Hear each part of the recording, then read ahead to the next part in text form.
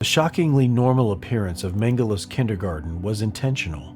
When visiting SS or civilians were brought to the camp, Mengele's gypsy kindergarten was used to present a false image of happiness and care to disguise the genocidal reality.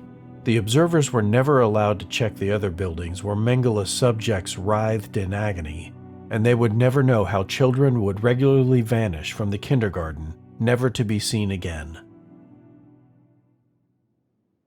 While Mengele's first subjects at Auschwitz were gypsies, he expanded to Jews by September 1943. By now, Mengele had hundreds of subjects at his mercy, organized into 3 barracks to fit his different experimental needs. Barracks 1 was home to twin girls between the ages of 2 and 16, and boys up to around 8 years old. Barracks 15 housed the older boys, adult men, and a selection of people with other traits that Mengele was interested in, like deformities and dwarfism. Finally, Barracks 22 housed the twins younger than 2, who were usually kept with their mothers. The number of people in these barracks was constantly fluctuating, as the new subjects were brought in and old ones disappeared.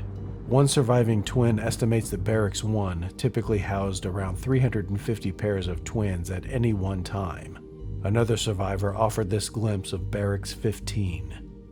The youngest twin in our group was Pepichko from Czechoslovakia, who was 4 or 5 years old. Most of them were 12 to 15 years old.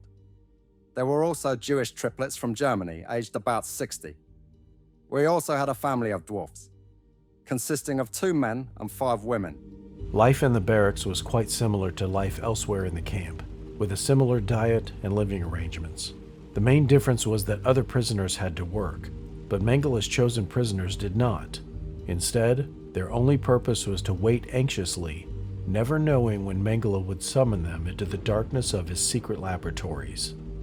Mengele's sadistic mind was still a scientific one. His studies usually began with extensive cataloging of the subject. Every blemish, every bruise, every mole and scar was recorded. Mengele had extensive photographs taken, as well as x-rays, and made detailed anatomical drawings on features that took his particular interest. He collected blood samples, molds of their teeth, and even harvested spinal fluid from some subjects. Mengele's experiments had little regard for patient safety. In many cases, children were left anemic after he drew too much blood from them, and several died from blood loss. Among the most horrifying of his experiments were forced blood transfusions between twins.